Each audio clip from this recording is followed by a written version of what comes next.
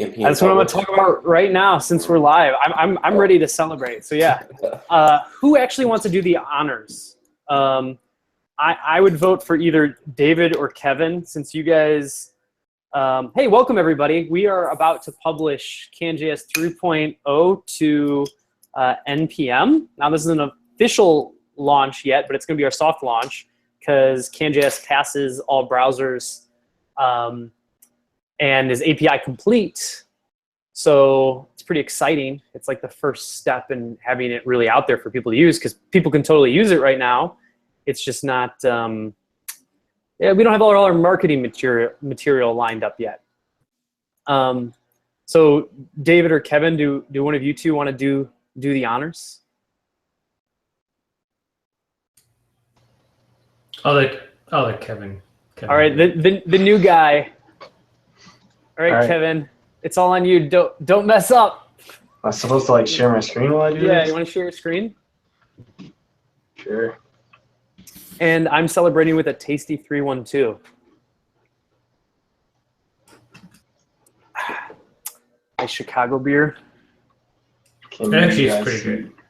Yeah, it actually, I like it more and more the more that I drink it, and it actually tastes, now it's actually a little warm because I got it out an hour ago, but it actually almost tastes better warm. 312 is like 312 is the beer that you get like if the bar doesn't have a lot of great beer selection, but they have that at least. It's are you ripping on my beer choice, Matthew? It's fine. It's better than like Amber Bock. You know, yeah. Like that. All right. Is it major or just patch? I think it's just patch. Patch will do it. 3.0.1, wouldn't it? No, because do we're it on manually. pre. I don't trust these scripts. We're on pre. I'm pretty sure since we're on pre, you go patch, because I've done it by mistake to other projects. I would do it manually. We should probably double check if somebody hasn't done. We can always delete. Well, we can still delete within a couple seconds, right? If things go wrong. I don't think so. Can you? I think so.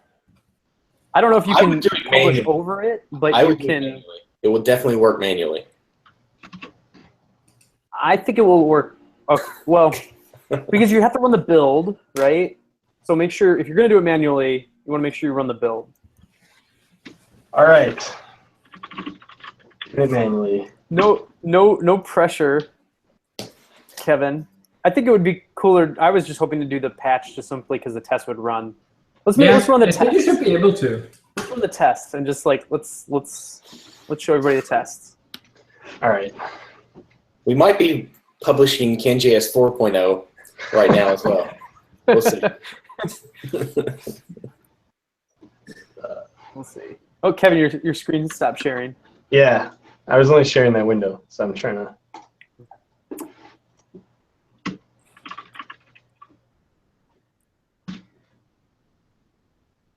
All right, now tests are running.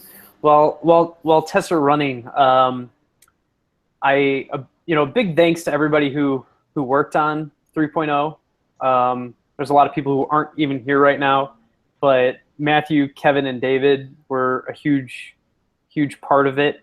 And Garrett here for a lot of the website. It's been, I don't know, when did we start really buckling down for 3.0? I think like February, March, April-ish, something like that. And it was, I don't know if we were buckling down at that point, but yeah, there was definitely stuff happening. And it was me and Matthew for a while, but I was very happy when one of our client projects freed up David and Kevin, so that all of the horrible grunt work that could be done of getting browsers to work, and super appreciated that you two helped us close this out. I don't know. I'm really happy about it. What's y'all's favorite part? Yeah, I was gonna ask that. I was trying to think. There are just so many. Converters are definitely really cool. that you can do converters now. Do a lot of cool stuff surrounding that. I think I'm gonna cheat and say I just like the meta-ness of, is meta-ness the right word? I just like the modularity of it all. That stuff can adapt more quickly. It's not really a feature, but it's a key part of 3.0. that really is a feature. I think it's a feature that will allow us to. A big part of 3.0 is for us to get away from these like big releases, like that change everything, or not. Changing everything. It doesn't really change everything. It just changes enough so that the upgrade process is going to be a little bit annoying. Now we've got good migration guides already for anybody who's planning on upgrading, but it's still gonna be a little annoying. My hope is that now that everything is in its own individual module, really, my hope is that we don't really release 4.0 versions of things. What we probably should do is just create a different package name and publish that. So like if I wanted to change CanStash to have some new syntax that was incompatible, I really should just call it something else and publish that. And that way, everybody could still use CanStash and the new version of whatever is being made. Of course, if NPM supported allowing multiple packages, if that could somehow work, then this really wouldn't be a problem. But because it doesn't, like, we've set ourselves up, and I hopefully set up anybody using our projects for success. I think like long-term success and us as an open source kind of team for more flexibility in the future. Happy with that. But Matthew, you didn't say what I think is like the real crown jewel of 3.0. What's that? Anybody else? The best part. Can set. No, not computer use. Define map. Oh yeah. Can define. No more .atter. That's Definitely for people upgrading. That's going to be huge, for sure. Faster. No more atter. Yeah, it's a lot better. Okay. Kevin, how's it going over there? Yeah, I stopped sharing because I don't know what happened. It stopped running. Oh, no. All the tests passed, and then it just sat there. Actually, another thing I really like is this is probably to most people, but the VDOM changes are nice. Just the fact that, because previously we had this whole jQuery shimming thing that we had to do for VDOM, so now you can just run a lot of CanJS just straight within Node, which is really cool. Yeah, that's something that I think we'll work on improving too. So, Kevin, the Firefox tests barfed? No, so I think what happened is my terminal stopped working because there was no more output from the tests, even though they were running. But yeah, it worked as soon as I stopped showing you guys, so I can run it again. We gotta run it. We gotta run it one more time. We gotta make sure it completes. So now what's happening now is it runs the regular development tests like we always been doing, and then it runs a build of the tests and then it runs those again, which is why you see when I was sharing before, the first Firefox worked fine and closed, and then it opened back up. No, one thing I think surprises me always is how much goes into making a high quality open source library. Like, just especially for the browser, for browsers, to make it run in every browser, test in every browser, to make it so that it can be exported to a global. We haven't yet even done the AMD export, but that would be not really a problem, and I don't know if we're ever going to do one, but we did it for 2.3 to make tests, documentation. Like, it's crazy to me that like there's just like this little, CanJS is like minified gzip is like 50K or something like that, and that's like all of its code. But the amount of code around it is bananas. What do you have to do to make one of these libraries that people will use. And I guess I'm just happy that we've been doing it for now, like, I don't know, 8 years, and I think we've gotten pretty good at it. We're still learning new things, like we finally added sauce labs, but I think our library foo is pretty on point. I'd really love to see like the infrastructure of how I thought I read that like React doesn't really actually test all browsers. I understand why. We're clearly not, apparently forgot about IE 10 in 2.3, but it's definitely working now. So what's happening? Is it running, this is the second go? Yeah, so you can see it says test/production.html. That's basically going to run a built version of all the tests. So is it's still running within Steel? Yeah. Oh, it passed. Hey, and it works. Is this the moment now? Yeah, so I guess I'm doing this manually.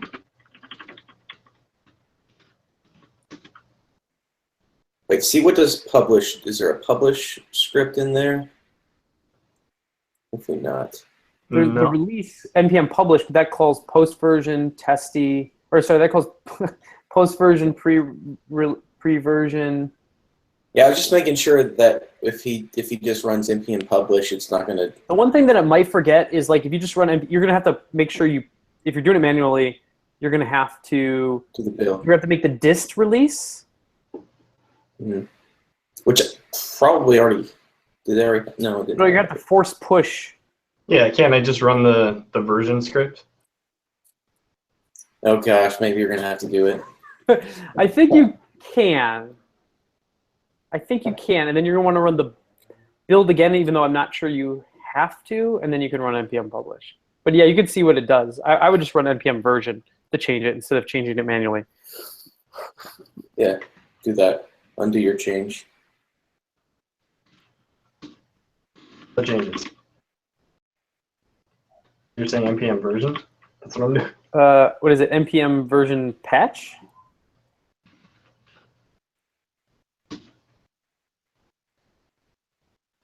I'm just gonna do all this again. It's gonna run the. Oh, it's just running the build, I think. No, it's running the test. You might as well just run npm run release patch. Yeah, let's just do patch. Let's just do it. Just do it. So let's do it live. Kill this? That's what you're saying? Yeah, kill it. And let's just do it. Let's trust. Let's trust that we did it right. There is no npm. Someone accidentally published a 3.0, like 3.0 on npm can, right? Can we? What is it to view the release? I just checked. npm view. There is no 3.0 like published version someone did by mistake, right? Right. There's no. All right, then let's do it. Let's do it live. Let's go patch. npm run release patch. Oh, this is gonna be. It's gonna run all the tests again. So epic. Yeah, it's gonna run all the tests again, but that's fine. We like testing. I feel like the open source team should be sitting back with cigars right now. Well, that's why I have my beer. Oh. Go get bourbon. Yeah. Still early. Is it ever too early for bourbon in Kentucky? It's true, not necessarily. You know what? That's what you guys are known for. Yeah, put in your cereal. Mm-hmm. Yeah, this is exciting.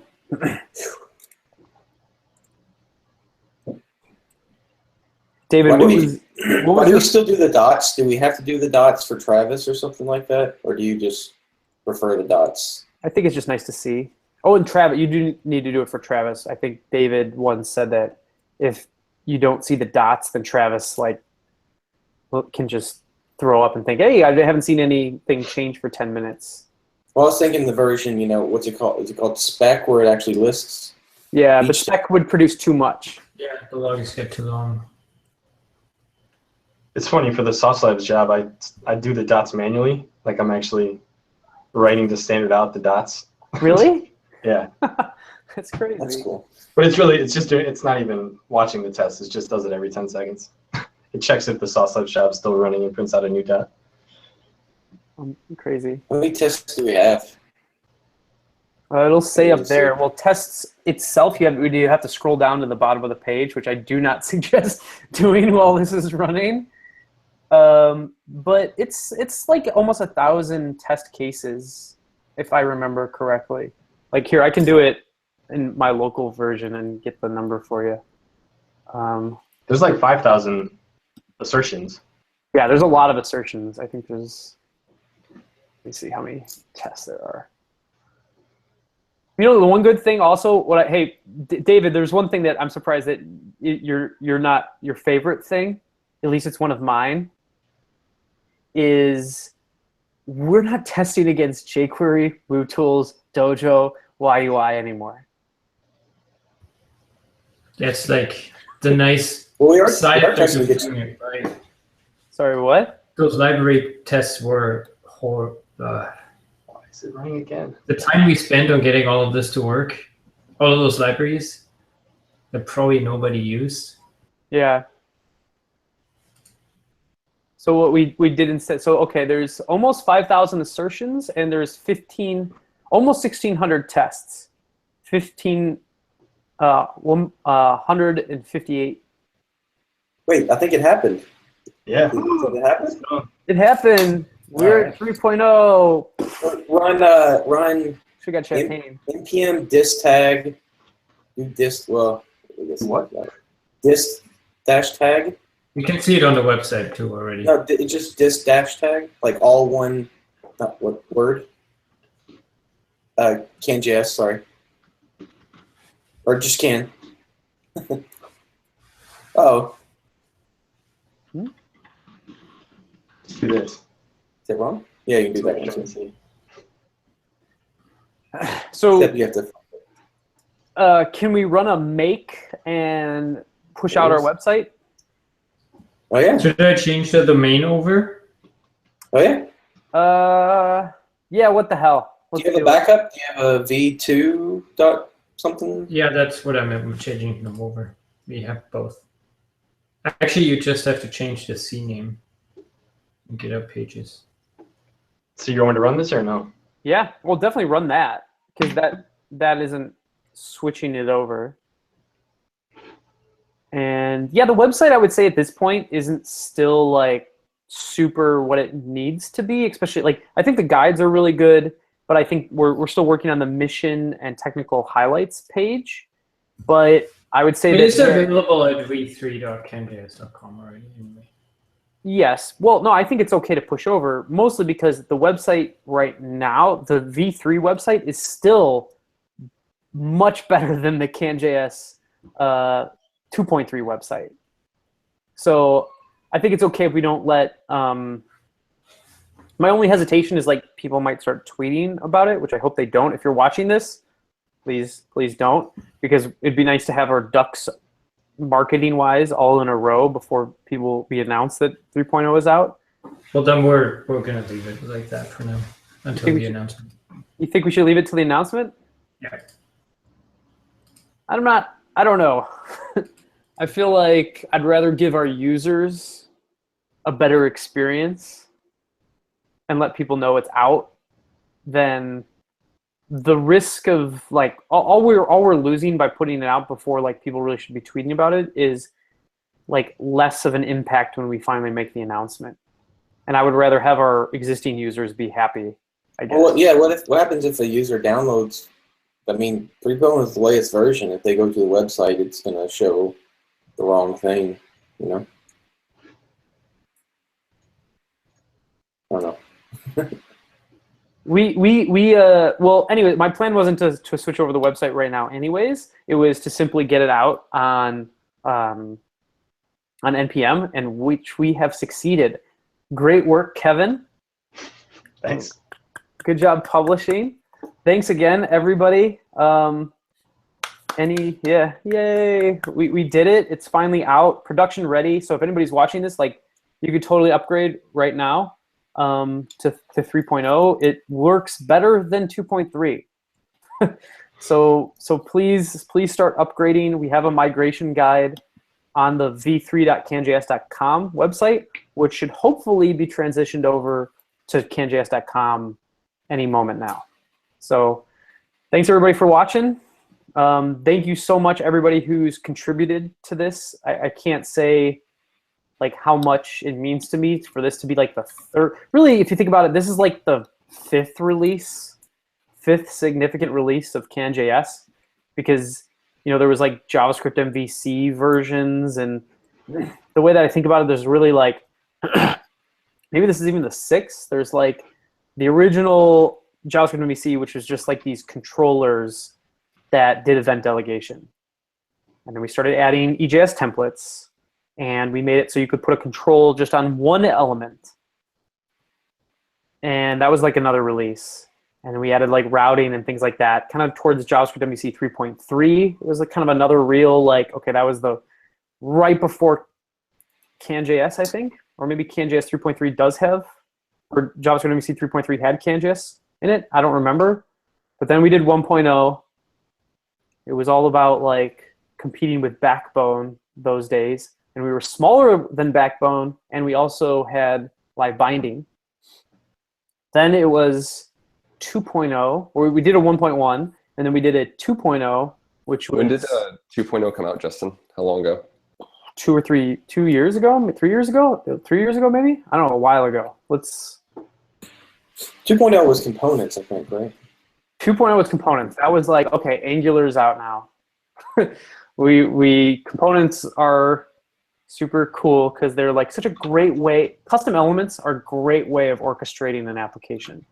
So V 2.0 was October 16th, 2013. So 3 years.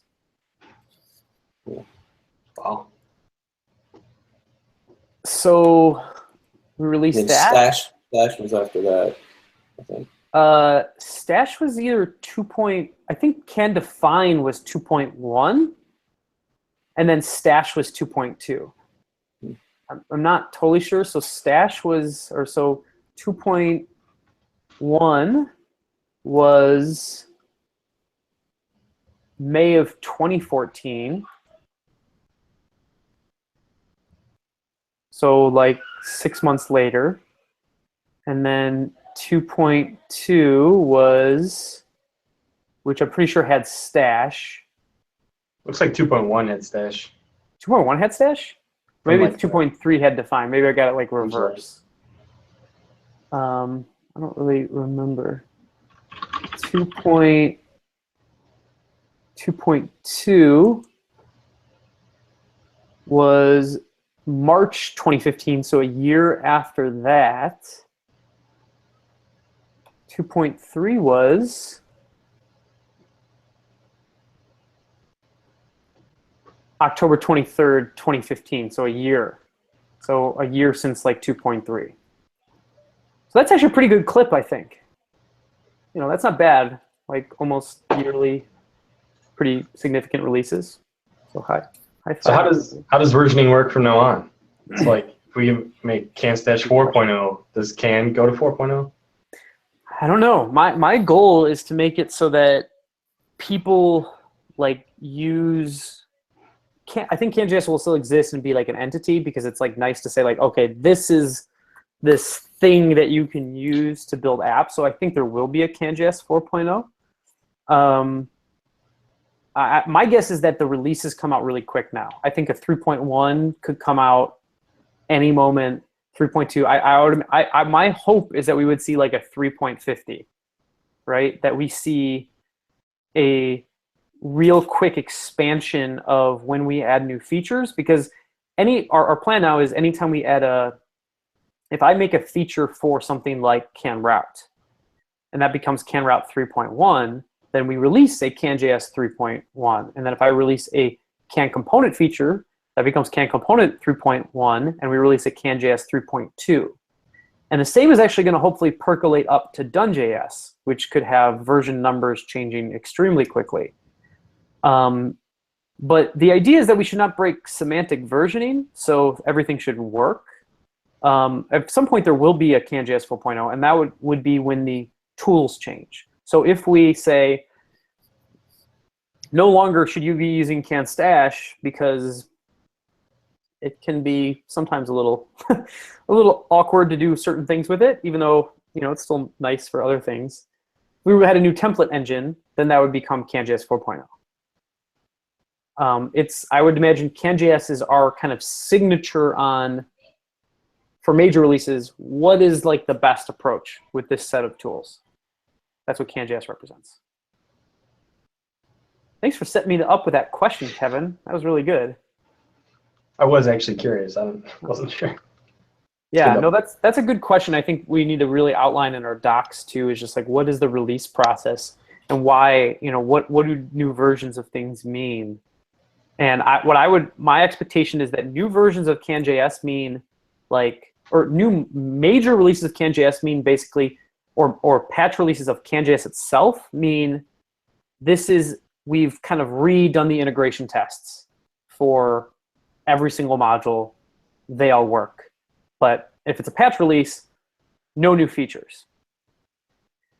Major releases mean some subcomponent has a new feature, but we still haven't broken any API compatibility.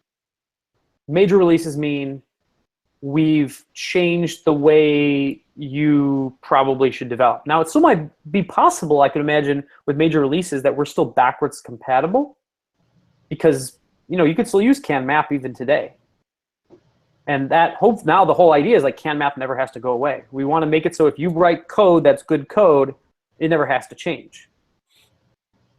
But I think CanJS major releases will typically represent, hopefully not breaking compatibility, but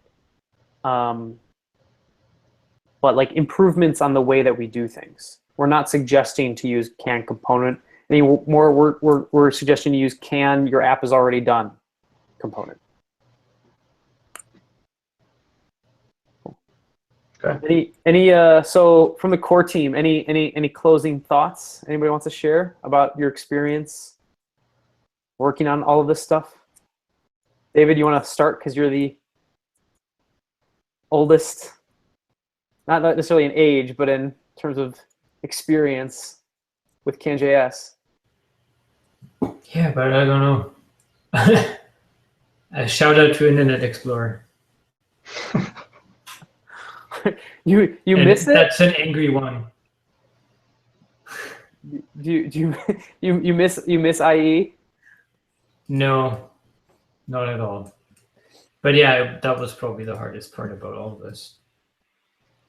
9 and 10. Do you feel like you have a lot of very nuanced knowledge on those browsers now? No. Most of it was stabbing in the dark and getting lucky. Honestly, I'm not even gonna lie, because a lot of it was like fixing actual test cases and stuff like that. It wasn't even actual bugs. But what was that crazy thing we found that? Where it didn't clone in IE 11? Yeah, like stuff like that. Oh, I remember. So it was if you have a fragment and it's got 3 text node children and you call clone on it. Explicit. Huh? Oh yeah. Sorry, I forgot. It's even worse. It's even worse. So if you have a fragment with just one child, a text node child, but it had a dash character, it would split the dash. So you could suddenly have 3 child nodes when you only had 1 before. Crazy. All right, Matthew, any closing thoughts? Yeah, actually, I was just thinking, a big shout out to all the people that have tested this thing, because there's actually been quite a lot of users. I always find that I don't want to say strange. Strange is definitely not the word, but it's interesting that when you're working on something and you're not really talking about it, maybe you're talking about it a little bit, but somehow people still know that you're working on that thing and try to use it. That's always pretty cool. So yeah, there's been a lot of people that have tested it and found bugs and whatnot. So yeah, there's no links to 3.0. If you go to canjs.com, it's just the community seeing what we're up to and getting involved, which is amazing. Yeah, that's a great Thank you for bringing that up, Matthew. Well, I'm like like the comedian who's in like some city and he says, shout out to Chicago. So I'm that guy. Says the obvious thing. Hey, pandering works. Good. Pandering, Keep it up. Kevin? Yeah, I have a couple things. So the first, it's amazing how hard it is to test JavaScript in different browsers. That kind of blew my mind. We had to completely rewrite our own script with WebDriver to test on iOS or whatever. Even though it's supposed to be easy, there's tons of companies that are built around making this easy, and it's still really hard. And then my second thing is, it's interesting to see how people will use a feature if you give it to them. Like I worked on the bracket expressions in CanStash kind of in my spare time back before I was working on open source full time. And there's like a project that's using it exclusively almost in their templates, and they're trying to use it in all kinds of crazy ways, which is good. It's good to see. But interesting to see how people will use a feature if you give it to them. Yeah, it's scary sometimes because you'll be like, we kind of saw it today, the @ symbol. It's like there was a use case that I didn't consider, and @ became kind of syntactically not great all of a sudden. And I think that's we're trying to say with our mission now with CanJS, I think that's a big part of it is technology changes so quickly. It's impossible. You just make mistakes. And, we need to be as careful as we can when we're making new APIs, but we're going to make mistakes. But I think the beauty of what we're trying to accomplish is that, we go on. We keep soldiering on, figure those mistakes out, and try to account for them in the future. And I guess that's, to me, a very rewarding experience, having done it for so long now. Things just keep getting better. We are the tortoise. Cool. Hey, with that, thanks everybody. Thanks for watching. I'm really happy we finally got this out the door, and I hope to set the website out and let the world really know about it soon. So, onward to CanJS 1.0, I guess. Yeah, and Steel. Yeah, that'll be hopefully soon. It will. All right. See y'all. Yep.